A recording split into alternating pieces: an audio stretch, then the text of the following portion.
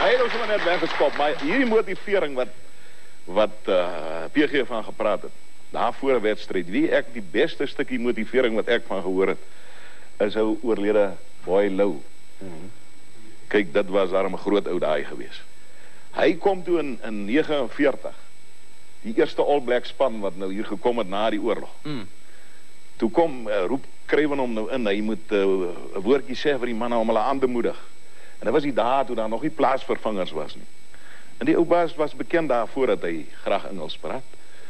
En sy Engels was seker met so 'n rapsie beter as myne, hy is swakker. En hy kom toe in en hy sê, chaps, remember, it's better to play against 14 men than 15. En hy stap uit. Met ander woorde, haal een af, ja. Nou, maar terwyl hy nou nie oor sy beste 3 of sy onvergeetlikste ding wil praat nie, kan jy hom dan toch nie help? Wel, wat ek van hom gesien het, wat ek nooit sal vergeet, hierdie Dirk de Vos. Ek was daai dag so kwaad vir hy skeieregter. Hy speel in Davie Villiers se plek.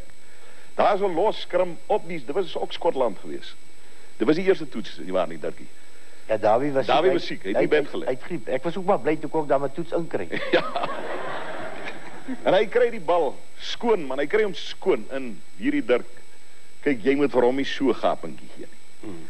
En hy's hier om hy skram en hy druk hom. Tier blaas hierdie mystery vletjie.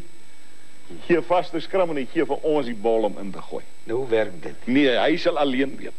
Maar wat ek van hom nie sal vergeet nie, is sy 2 skepskoppe wat hy oorgesit het. Kyk, hy was nou nie, jy's 'n skepskop koning soos Naas gewees nie, maar dit was 2 skitterende skoppe. Waar was dit? Toe het jy vir wie gespeel? Ek wil nou eers dink, Noord-Transvaal. Ja, toe jy vir Noord-Transvaal, jy het teen WP gespeel. Vrystaat. Of teen Vrystaat, dis reg. Maar dit was nou 2 skitterende skoppe daai. En ek het jou baie mooi 3 gesien, druk, jy hoef nie. Ja, maar hy skepskoppe, Gerard. Jy Ja. kyk, ag, is maar weer dieselfde.